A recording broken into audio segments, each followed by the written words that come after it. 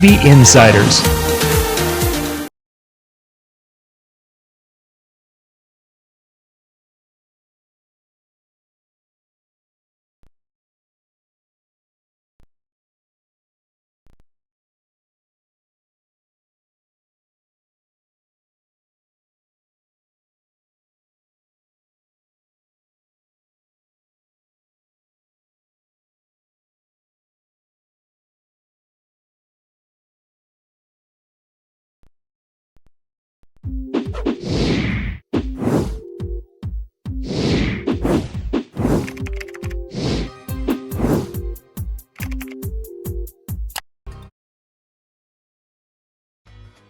DJ Event Planner will change the way you manage and run your business. Streamline all of your procedures and software into one easy-to-manage system. DJ Event Planner, the ultimate online planning tool.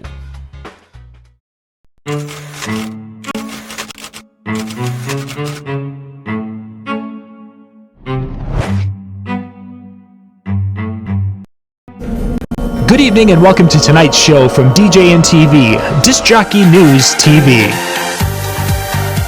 Tonight's show is brought to you by Electra Voice, DJ Event Planner, DJ Trivia, Odyssey Innovative Designs and Cases, NLFX Professional,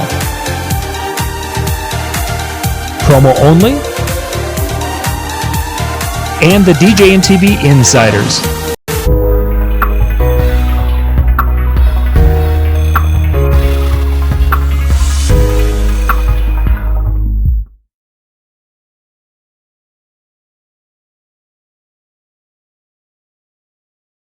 Button. Now we're here. Wait, no, we're missing the bottom scene. Hang on a second. Sure. This has got to work. Okay. 5, 4, 3, 2. See, my joke's not going to be funny now. Oh, well. Everybody, welcome out to your Monday. Tuesday. What happened? Tuesday. This is weird, John. Did we mess up somewhere? Well, you were playing Family Guy last night. I was. We had to watch a NDSU band concert. And they brought in somebody to play this instrument, and they did this thing, and then I didn't recognize any songs. I felt so uncultured last night. That's always how it is especially when you get to the college level, because they got to show off talent, and you're going, that is not the latest Lady Gaga song. No, where's Chopsticks? I know Chopsticks. I didn't get that. So you're saying your son did not get his musical talent from you? Correct. Yes, he got that from his mother. His mother has talent. She can actually sing. She can actually play instruments. And I knew how to push a button. Sometimes two. Yeah. No. One. Well, one on the side, one on the side. No, one. I didn't get crazy. But don't make it too difficult. Oh my goodness. No, we did not mess up though. So for those of you that are watching this later in the week and going, what are they talking about? Is this just the Monday night show? It's just whatever. I'm catching it later. Now, and things happen. All right, things happen, and of course, family does take precedence. You got to make sure we're there for them because they put up with us and all the wonderful things we do. But it is a Tuesday evening. It is a little bit earlier too. I think I don't know if I'm a little more wired or if it's just something. Just the excitement in the air. We've got a good topic though tonight because we are going to be talking about the wonderful show that you all missed last week. Exactly. And if you didn't miss it, then you're going to hear about the cool things that you played on to. And if you're in the chat room, by all means, feel free to kind of share some of those things that you ran into last week. When we talk about something, if it goes, oh yeah, I remember that, and I like this and that, drop it in the chat. We'd love to hear, kind of your thoughts on it and your opinions, your feedback that you might have as well. Because obviously, John, firsthand, he had his hands in that show. I did. I was involved just a little bit, so it was pretty special. So for those of you who haven't heard, last week we did the first DJNTV convention down in Las Vegas. this was part of Photo Booth Expo, meaning that the two events were co-located. We were both at the South Point. South Point. Thank you. Goodness gracious. I could tell you that there was a Steak and Shake there. There was a Steak and Shake. So let me guess. West Coast when you're in Vegas, it's Steak and Shake, and East Coast, it's White House subs. Is that your? Are you trying to pigeonhole me that I only go to these things to eat food? Because No, but I'm saying you always hit the same places. Yeah, there's pretty much that. Yeah. Okay. But the Steak and Shake, I think we only did Steak and Shake twice. So there was that. There was that. So yeah, we went to the show and had a good time. For those who didn't get a chance to check it out and you weren't part of it, we are actually putting the content from the educational seminars that were happening in the DJ track. They're going up into our DJNTV Insider area. We're going to drop a couple, 2 or 3 each week. So that way, I don't want to bombard everyone with all of them at once, because there were 3 days worth of video content or educational seminars. I don't know, 15, 18, 20, whatever it was. So they will be put there. So far, Ben Stowe and Glenn Roush, their videos are up out at DJNTVtraining.com, and more will be coming up as we go. 30 minutes to get a half price. David, thank you for being with us. David was out there. Rick Webb was out there.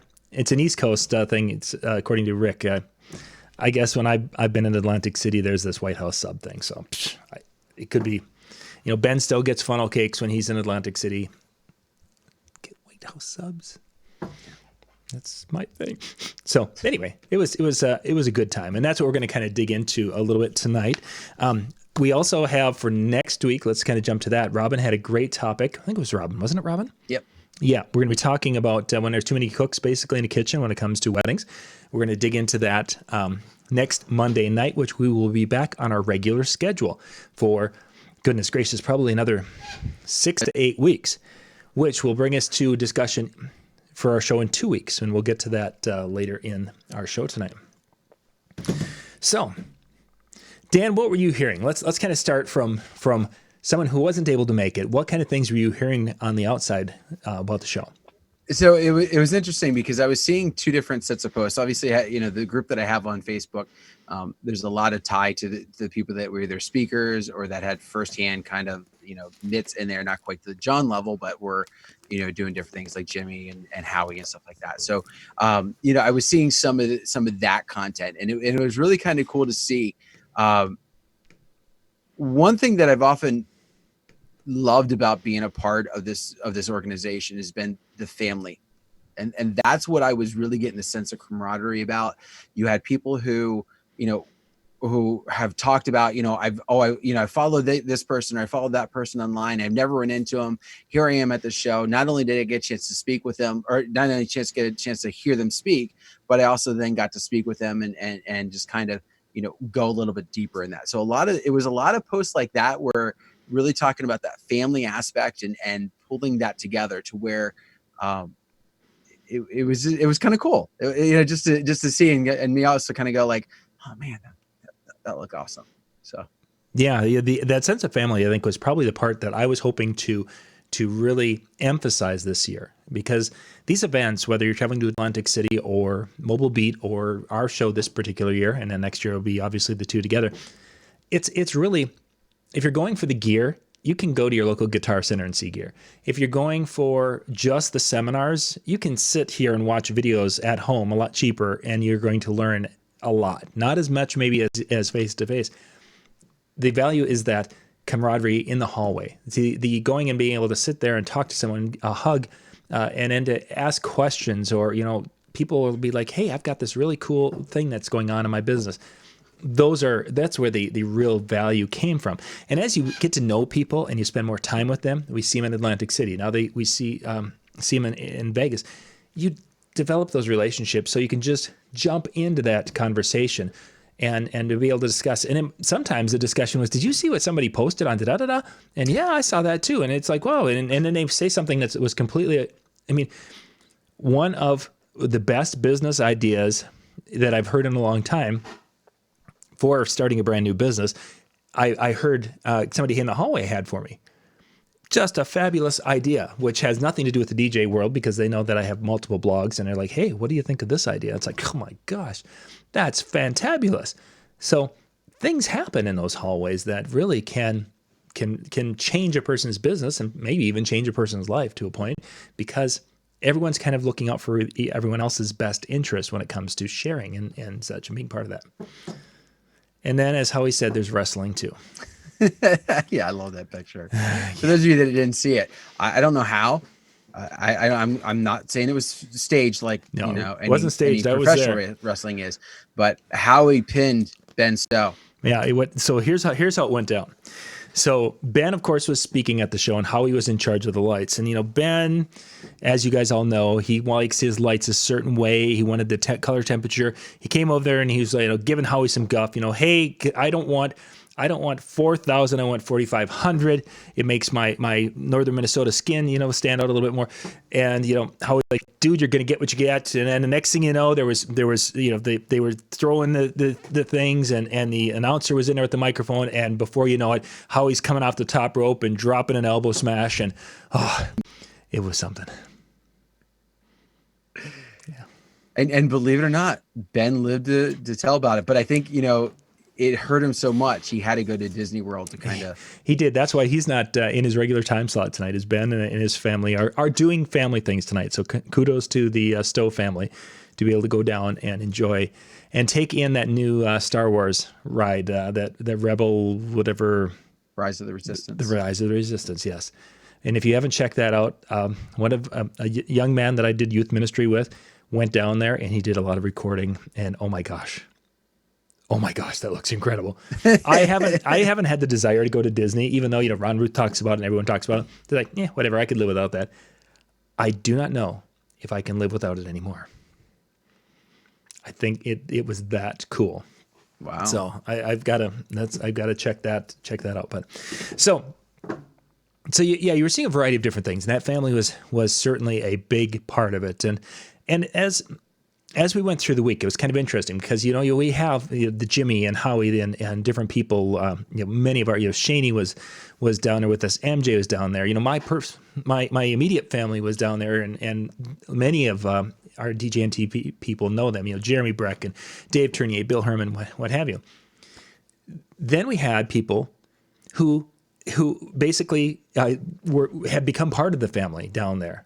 That was really, really kind of cool to see this year. So you've got, you know, folks in their inner room. You have David and, you know, Rick and such were down there. And John was with us. There's a lot of people who are in our DJNTV community and family. And as we left, Lori and I were like, you know, there's probably about 5 or 6 people who came down, and just because of their presence and getting involved and introducing themselves and such, you almost feel like, you know, we've adopted more people into the family, for lack of a better way to describe it. So it was really kind of a cool event that way. And I'm really kind of excited as we move forward and building these relationships with these additional people that we haven't had on our shows and such before. So kind of neat. Mm-hmm. Second, my little microphone thing is not lining up properly, and it looks weird. No. I would say the other thing that I was hearing was, you know, from some non-speaker people, some of the you know, I met through different actually quite a few of them I met at Atlantic City and kind of tied together with there. It was also interesting to see, like, after a speaker, you know, seeing the people that are not associated with it going, man, they knocked it out of the park.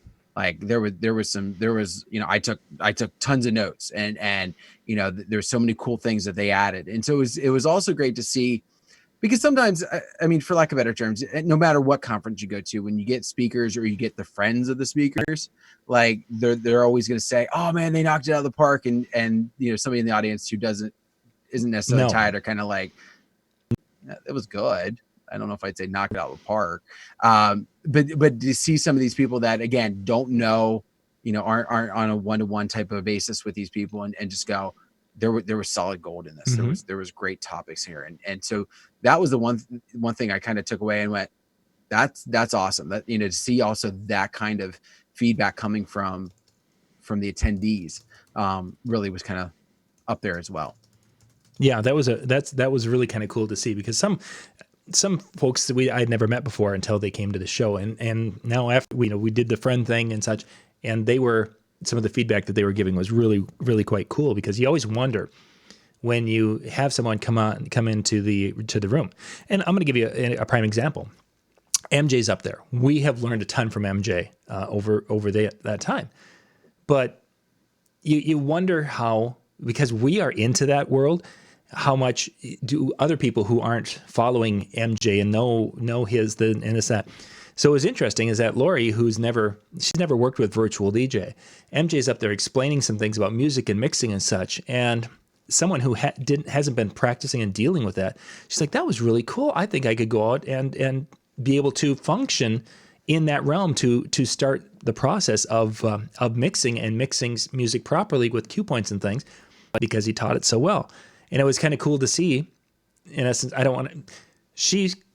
it was from the CD realm. That's where she did her thing, but she was able to pick up and learn from what MJ was presenting, that she's like, wow, I never thought about some of those things that he presented and how he did that and how he does his cue points and things he's talked about in his music and mixing show. But it's neat to see that that someone picked up on that and it worked well. So that was kind of cool.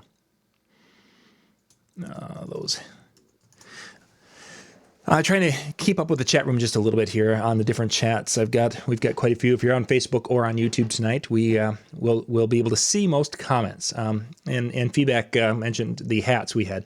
Next week we're going to actually have the hats, and we had hats, backpacks, and lanyards that we had for sale. And what we're going to do is I'm going to go to the post office and get some of these little boxes that will fit all three things in there, and then we're going to make those available if you guys want to purchase a 3-pack set hat. And they're in a large, extra large hat. So if you have a larger head like me, they fit wonderfully. And they're let's see, they're not a fitted hat, but they don't have the stretch fit, probably. Stretch fit. Yeah, I think that's what they are. They're over there. Close back. So yeah, we have a cinch sack, and these are DJNTV things. The badge holder, which will work wonderfully for Atlantic City. It did not work for our show, unfortunately. So Superfly's with us. Thank you for coming in here. So yeah, there was a lot of great content there. So anyway, those will be available next week. We'll display those on our Monday night show, so you guys can, if you want to jump on that and grab some, you're more than welcome to. So let's kind of go through what as far as when people were talking, was there any names that you were hearing that were kind of popping out there? They were like, oh my gosh, this was so and so's presentation was really, or this things that they really pointed to that they loved from the show. Trying to remember the individuals, because like I said, there was so many different, seeing from different sides. There was a lot of love for Ben Stowe, when his was coming up. Of course, Big Daddy Jordan Marshall. It's hard not to love those guys just because of who they are. Mm-hmm. Like if you've ever been around either of them for like 5 seconds, it's you feel the love that those guys give. Oh, for sure. So there was a lot of that. No, I unfortunately, I'm trying to see if, think in my head, was there one that was just that stuck out that I saw more than another. And I wouldn't. And in the same respect, I also kind of, some downside because of me kind of not being on Facebook during the day. There was some things that I didn't see, like nothing against Jeremy Breck, but I didn't see anything about his. And the reason why is because Sarah stole the show. Well, Sarah came in there, and she was nervous. This was her first time being on stage anywhere. And they had what Jeremy and Sarah were talking about is working with your spouse, and they had some tips and some of the pros and some of the cons, and they went and basically shared. And it was a very honest and open look at how the two of them have come together. Jeremy had the DJ business. Sarah was working outside the business. And a few years back, she came and joined the business, and now they're running it as a family type business and multi-system and doing production and different things. So it's been a very successful, but there are struggles when you work with your spouse, and they shared some of those, and it was really kind of funny. There's a couple of times that Jeremy just goes, there's the bus, and right under he went. Kind of. It was fun. If you guys get a chance to, that one should be, I think that, yeah, they were on Monday, so that probably will be up next week. But yeah, it was a fun. There was a lot of good information. If you're looking to work with the significant other in the business, that they shared some things that were helpful, and lessons that they have learned that will really be helpful to not make some of those types of mistakes. And that it does explain why she's been showing up on my Facebook feed a lot more of people you may know. Because after the show, I'm sure a lot of people, kind of connected with her. And so as a result, yeah. Feedback mentions that Glenn Roush was our second speaker, which Glenn's video is up. Jonathan Simmons was kind of fun and just a very humble, incredible person up there speaking. And the people who were there were very humble and giving and sharing of their knowledge and making time for people afterwards or before, during the show. They were there for the attendees, and not only just the DJ attendees, but some of the photo booth people were talking and asking questions. So it was a good experience. But yeah, Jonathan Simmons did a great job. Rick Webb, I didn't get a chance to see because I had to we had to leave on Wednesday. So I'm looking forward to seeing the video of Rick's presentation because I've heard a lot of good things about it, and people were really connected well with Rick's presentation on Wednesday. So. I heard he was a big slacker. He is that too, but hey, what do you expect from these young guys? Rick, I love you, and I know I'm only making sly comments because I think you're in the chat still. So. Yeah, I think he might be in the chat, but yeah, so I'm really looking forward to getting through and looking at things. Yeah, good stuff. Yeah, so and then Jonathan jumped in and was helped us, and that was probably one of the cool things is people. For those of you a little behind the scenes, this is our first time in Vegas. We started really planning this, or I should say we put this publicly out in September of 2019. So we really didn't have a ton of time for people to be buying tickets, and our budget was fairly small for this particular show, and there's a lot of volunteerism going on for this show. And people really jumped up and helped. When it came to running the sound and running the lighting and video and such, Jonathan jumped in and helped out. Feedback here was helping with the different things. We had a power supply thing that we got unplugged or something, and they caught that, so our lighting got back to working. Otherwise, it was all over the place. We had people really stepping up. And then when it came to rip down time, we had to be out of there Tuesday evening, and we ended at 5:00. And then we wanted to get out of there as quickly as possible because my kids hadn't been able to see Dad pretty much for the Sunday and Monday. So it's like, okay, Tuesday night, we're going to go and walk around a little bit so we can spend some time as a family. So we had a crew, and Jordan Marshall was in that one, another one of his guys, and three or four people, other folks were jumping in there. They had that room, which took us, 8 to 10 hours to set up. It was done in an hour type of thing. And that was knocking it down, wrapping up the cords, and having to haul this out to a vehicle. And through a casino, basically, it wasn't like the casinos or the vehicles at the back door. Down steps or elevators and such. Rick Webb, I only dropped a few F-bombs, no big deal. That's funny. See, and we were worried about Nick Spinelli. Yeah, we were worried about Nick Spinelli. But let's get these guys from North Carolina. They just go crazy when they get a microphone. Yeah, I saw some pictures that they took when Rick was up there on the stage, and it looked absolutely fabulous. He looked good. He looked really good up there. So I'm excited to watch that. So yeah, it was a neat a time to come together and everyone being part of the process and such, and really building from this year. And now we're getting ready, of course, for 2021. The ink isn't even pretty much dry on one show, and you've got to be getting ready for the next one. So, yeah, the gear teardown crew went crazy. So a couple of things that were interesting from the show perspective is I'm gonna go to the exhibit hall because we've talked about the DJ side of it. The exhibit hall is what people really enjoy at this show because it is the biggest one in the mobile entertainment world. It had a few DJ companies, DJ related vendors, and it had a lot of photo booth. This year, Dan, probably the biggest thing and we've seen the selfie booth, but the selfie booth that is the roaming device now. You're seeing a lot of these little selfie booths, the lollipop type units that have a quick detach so that you can have it stand. You can have a stand there and do your thing, or you can go over there and go click, and then you take the roamer and you can take it around the dance floor. And at first I was thinking, who would really use that? How would that, I want it just basically it's over there and I don't have to touch it. Mm-hmm. And then I'm thinking, wait a second, when I have a really kick butt dance going on, and let's say I've got a 4-minute song and I'm in the midst of that song, I can go and grab that little thing and I could go and take that around the dance floor and be getting pictures or doing something to be that memory that the bride and groom wouldn't have gotten because I'm the one doing it, not their friends doing it. So their friends aren't there.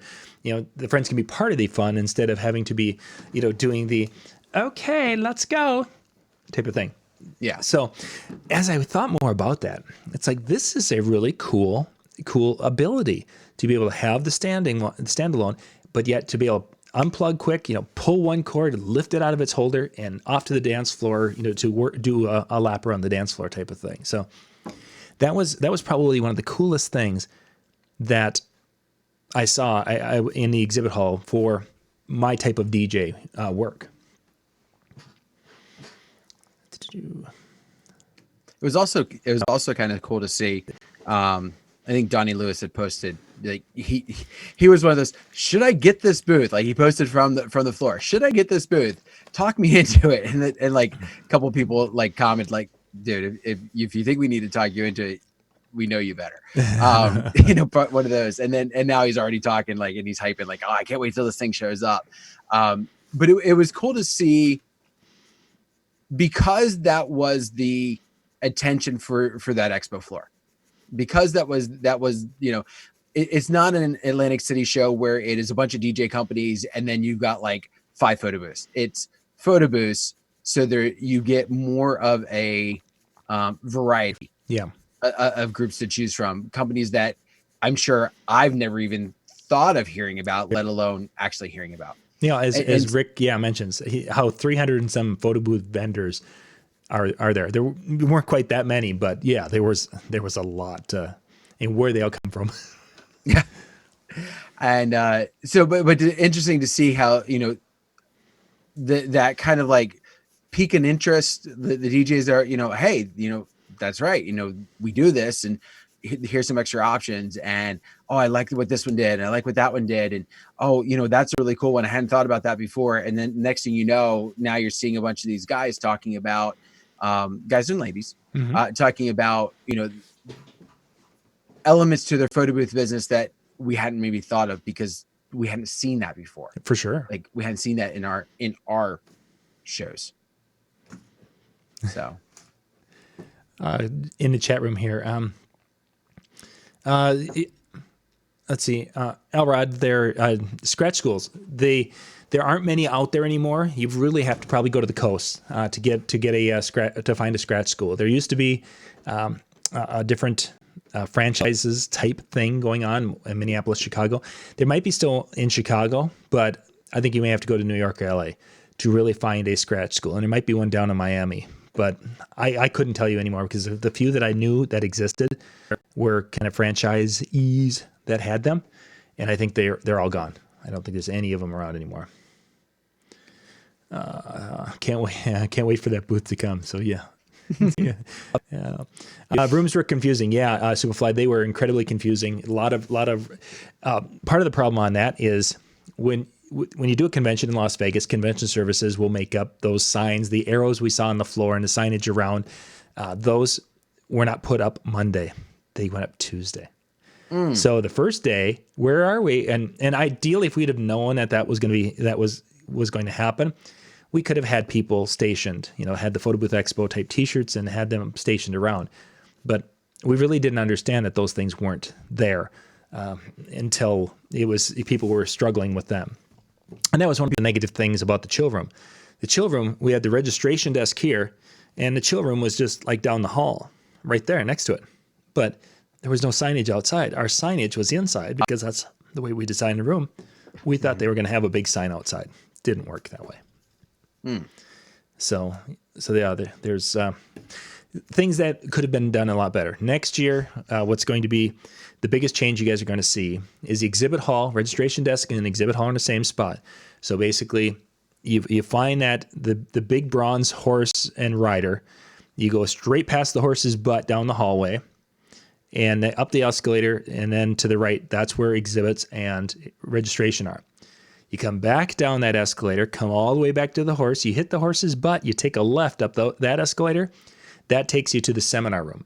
That's where you're going to see the DJ track, the photo booth track, and we're hopefully going to have all of the other type of little master classes and things up in that area. So all the education will be in one spot, down the escalator, right at the horse, up the other escalators near the arena, and that's where the exhibits and the gear is going to be, is over there. Hopefully. Making it a lot easier and not having to then go down the escalator, through the little hallway, up past the elevators and over here. And because the Brunswick room and such is up by the bowling alley. But it was it's kind of down over there and tucked in. But the cool part about being over by the bowling alley is the bowling alley food was the cheapest food on site. And it was actually pretty good. You get a big 3rd-pound burger and fries for like $9. You can buy a 16-inch hand-tossed pizza, and it was $15.50 or something like that. So for us, we got a big pizza, and there were 7 of us with my family. Lori ordered one of the pizzas, took it up to the room, and I think there was still a couple of pieces left over. So it was. I had one piece, and it's like that was a really good but filling piece of pizza. So yeah, David, I don't think the horse is going to move. The horse has been there for a long time. Looks good, but yeah, it doesn't. Well, and I think as you said, anytime you do something new, there's going to be some of those growing things that you're just going to learn, growing pains, or just even nuances. And so having that knowledge going forward for next year will just help. Something that you would not have thought of since you hadn't been in that hotel in that capacity before. Right. Yeah. Oh, and Carlos is with Carlos is with us. Don Carlo. Don Carlo is one of the gentlemen that we got to meet in Vegas, and you guys are going to get to know Carlos a little bit more as he's one of our new adopted family members from the show. So he was a huge help, and it was really cool. Nice. The bowling alley. So Rick actually got to check the bowling. It looked like a great bowling alley. It's just when you're doing these shows, I have no time to do some things. What really kind of surprised me is they have a movie theater in there. And there were a number of people who were like, I've got a couple of hours off here. And, there's really nothing going on too much that I'm interested in. I want to go see a movie. And there were DJs who were going over and seeing movies. It's like, I wouldn't imagine going to a convention to go see a movie. But I'm thinking about it. It's like, if I were by myself and I'm looking at it, and it's like, okay, I really have no interest in these 2 seminars. And there's a Star Wars movie that I haven't seen yet. Yeah. But John, we know better. There's not a Star Wars movie you haven't seen. That is true. I know. I was just kind of pretending for a second there, but so let's see. We were talking about the exhibit hall. Yeah. The other cool thing in the exhibit hall that this is something some of you may or may not know. The 360 platforms where you stand on a little platform and it goes zzz. Well, there's a company that basically has the patent and everything on that type of thing. Last year, when the show started, well set up, they had that company had cease and desist letters ready to go. They had their attorneys ready to go, and as soon as that people were set up, that Monday night, the letters were delivered, what have you. So last year, instead of having 6 or 8 of those 360 or whatever it is, there were very few, if any, beyond the company that had the rights to that.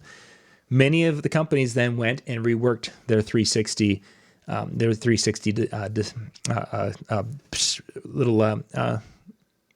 they're using video, so it's not a boomerang. Maybe it is a boomerang. Anyway, so they're the 360 photo booths. Most of them reworked those. So this year, there were probably, I think, 8, 9 that were out there that could do there were some of them where you stood on it and you put, you had the camera and you basically hit and you gave woo. And then there were some of them where it was hit the button and it goes and does its thing. A lot of cool. I'll actually have a video showing you one of them in depth that will be going here live here in a couple of days.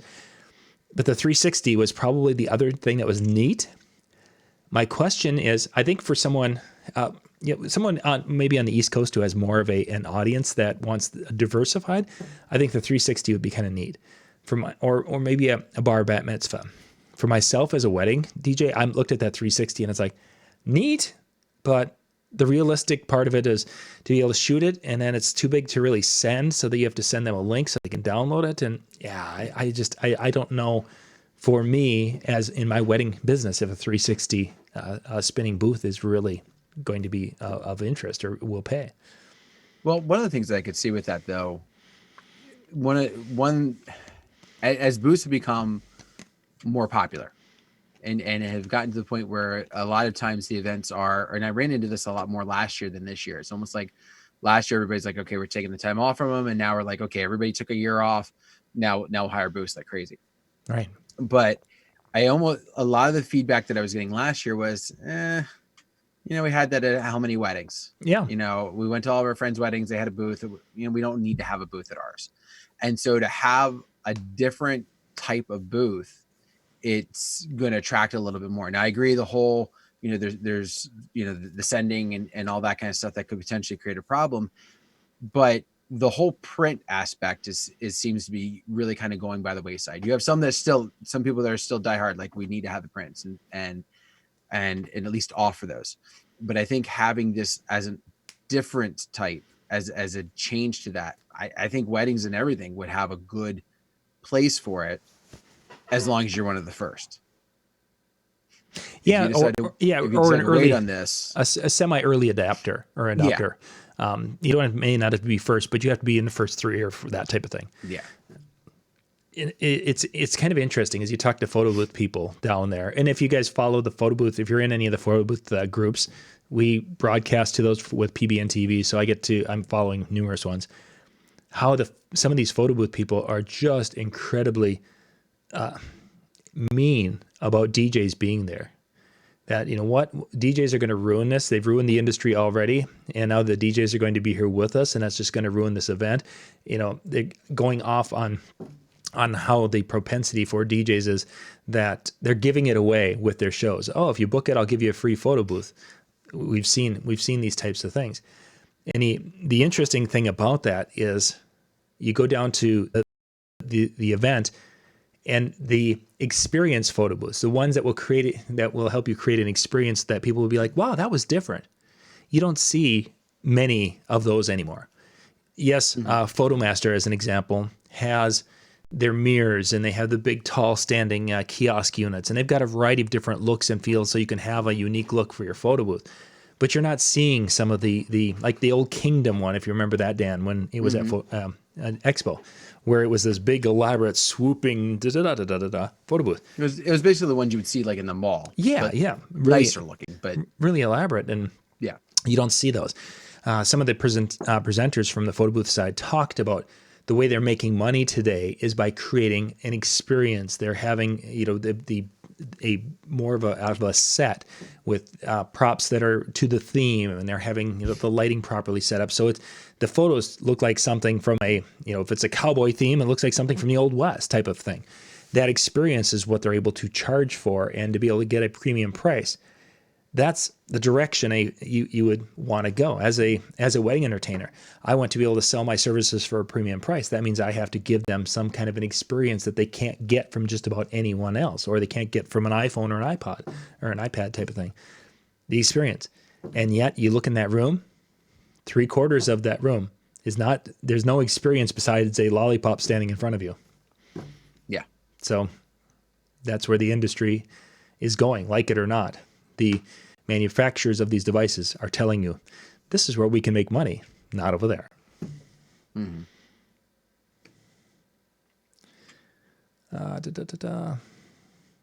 Yeah, Jonathan mentions that the restaurant had steak and eggs for $5.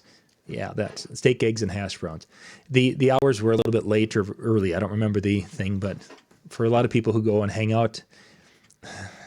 So Tuesday night we go walking. MJ was with us. Carlos was with us. And let's see, it was MJ, Carlos, and my crew. We ended up going down. We went downtown to the Fremont Experience, and then we ended up. It's like, okay, Heart Attack Burger was closed. I was thinking we could go there because Carlos had never been there, MJ had never been there, so the Heart Attack Grill sounded pretty good. They were just wrapping up for the night. Okay, well now it's like, okay, we're looking for something kind of quick. You know, I've never been to White Castle before. Let's go to White Castle. Do you know how sometimes in life, Dan, you make a bad decision and you get to pay for it for the next 4 or 5 hours? Yeah. Yeah. Yeah. White Castle is one of those bad decisions. I'd like to say they were good when you ate them the first time. No. No, and they weren't good when you were burping them up 5 or 6 hours later. So, But now I know. I've been to White Castle, and it's not Steak and Shake, not even close. And we won't. You've been. I've Yeah, been. you know to not do it again. And I know not to do it again. So what did I learn from this trip to Vegas? White Castle, when they say that they're greasy little gut bombs, they're really, really, really not over. They're not lying. White Casket, yeah, Brian. That's pretty much what it felt like. My kids came back and they're like, "Oh my, it's sitting right here." And these are younger kids that usually can eat everything, and they're like, "Oh, it hurts so bad." It's like one of my bags usually has Rolaids or something in it, and then all it had was Tums, and they're like, "Oh, Tums are gross." Okay, I'm sorry. We're gonna go to sleep on that gut bomb sitting there. So Carlos, you can say that you were there for my one and only time at White Castle. You got to share that experience with me, and we all suffered for it for the rest of the evening. See, you got confused. White Castle is not White House. Yeah, exactly. White. I thought white. Hey, it's got to be. They must have the same bread. No. So a lot of folks got to hang out in the chill room, which we'll be talking more about that in the next show with Jay and Brian, because they were kind of heading that up. But that was another new thing we were trying this year, is having this kind of networking lounge area. Would have been much more successful if we could have had a sign out front that says "Chill Room" right here. We put the artwork together for it. I saw it. I approved the artwork with DJNTV, PBNTV Chill Room, and it's not. It just didn't happen. So next year we'll have it figured out and make sure we have all of our graphics lined up for such a thing. Well, now, Howie, thanks for telling me now. Only drunk people after the bar closes enjoy White Castle. Where was Howie a week ago tonight? Let's see. That's the thing. Actually, the alcohol probably protects your stomach from the grease. Yeah, that makes perfect logical sense. I'm sure that when they say... So let's look ahead. What's going to happen for next year? Next year, February 25th or 22nd to the 25th, we will be back, but it will be the Mobile Beat 25 event. I'll be involved with helping put it together, and we'll be our DJ and TV folks are going to be there and doing our thing. But it's going to be in April. The folks from PBX, Photo Booth Expo, are purchasing Mobile Beat, and that will be finalized April 1st of 2020. Then we're going to be rolling a lot of the Mobile Beat world into our world of what we're doing here on DJNTV and with Photo Booth Expo. Looking at getting a mail publication going, quarterly publication, a few other things. But we'll be doing Photo Booth Expo. That will be in the same education room that it was this year. Then the one that was empty to the side of it will become the DJ, the Mobile Beat 25 track for next year. So it'll be a bigger event. We're hoping that there will be, we're aiming for about 1,000 DJs. Hopefully that will be there in the Mobile Beat side of it. And then, of course, the Photo Booth Expo side will have there's a couple thousand people. Should be a fun event. We're looking forward to it. We learned a lot this year about doing a DJ event and doing a DJ event at South Point. So next year, hopefully that we will be able to take what we did this year and kind of up the game a little bit to have just a little bit better event. We're not going to go and it's not going to be 100 times better type of thing. It's like we want to just improve on a few areas for next year and then improve on a few areas, as we go forward, instead of trying to make it a complete wholesale change from year to year. Because if you try to do too much in one jump, then you end up instead of making one step forward, you make 3 steps back type of thing. And we certainly don't want to do that because it was a good event. The master classes, David liked the master classes. Yeah, the master classes, when folks were able to be part of that, worked really well. Donnie Lewis, Ben Stowe had his Tuesday morning. Then Mitch Taylor did sales on Tuesday afternoon, and then Donnie did his photo projection. Now Donnie was supposed to start about 3:30ish, whatever, somewhere in that ball. Let's say he started at 4 o'clock because we were running a little behind. It was like, I think 8:30, maybe something in that ballpark, I think is when Donnie finished. It was like an incredibly long event, and people were just soaking in, his demonstration and talking about projector mapping and different things. So it was a long session. Then of course Wednesday, Bill Herman filled in for Jason Jones. Jason Jones was going to be there. His wife passed away just a few days before the event, so Jason had to deal with that. His wife was suffering. She had stage 4 cancer, and unfortunately her health declined in the last few weeks. So Jason wasn't going to go, and then she suddenly passed. Things just went downhill very quickly for her. So Bill did a fundraiser type thing on Wednesday, where anybody who purchased tickets, that money went right to Jason. And I think we had close to $3,000 between tickets and additional donations from Bill's seminar that went to Jason and his family as they're getting prepared for, the funeral expenses and all the different expenses you accrue while battling cancer. So thank you for those of you who were part of that or just donated to Jason's the fundraiser we did for them. We still have the link up if anybody wants to throw a couple of dollars that way, because Jason still has got a lot of things to deal with. Now that's out at DJNTV.com/Jason Jones. That's my Disc Jockey News. That's our the PayPal, and you can literally PayPal to that account, and everything that comes in on that goes right to Jason. So we've moved a lot of money over to help them with just day-to-day things. That when you've got 2 young boys, there's a lot of expenses and a lot of things involved with that, and we're helping them just a little bit, not a ton, but every little bit helps. So yeah, master classes were a great thing. Bill had about 25 in there, and I think the folks learned a lot and were part of a good thing there for sure.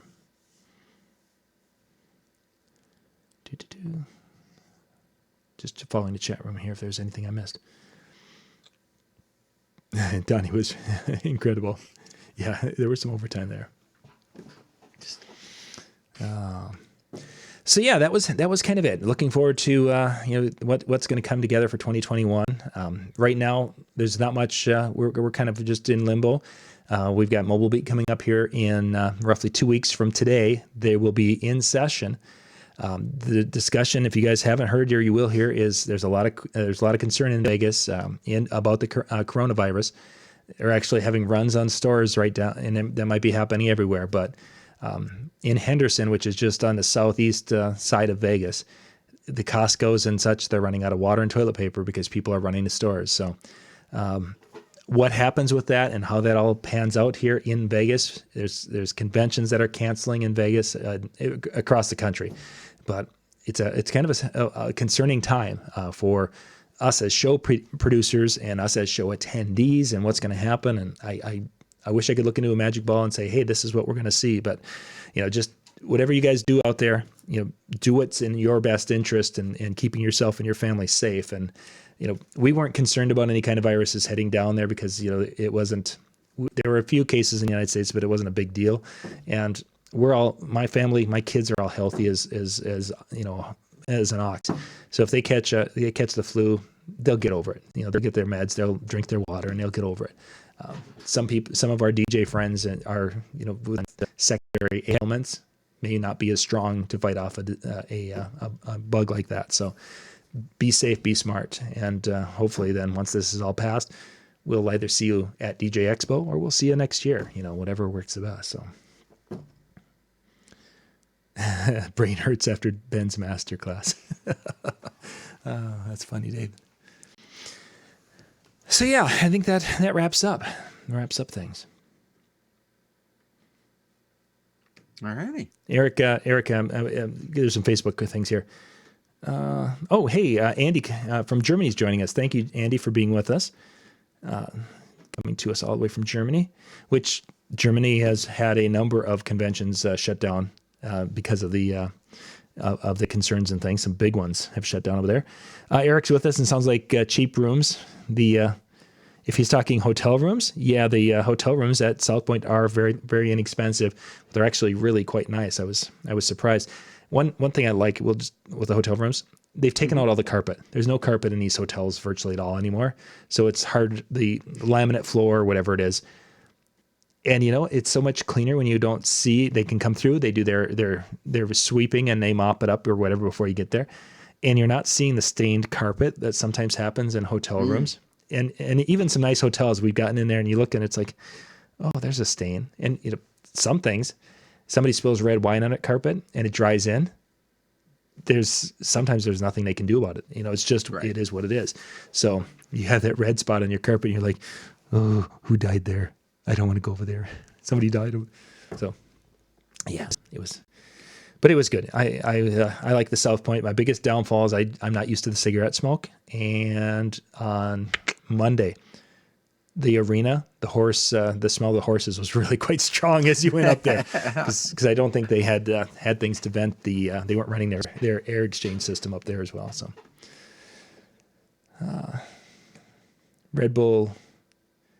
Superfly, where's that Red Bull thing? Where's that being held at? If you can put that in the chat, because he said that there's one that was canceled. I don't know if the Red Bull event, if that's down in Vegas or.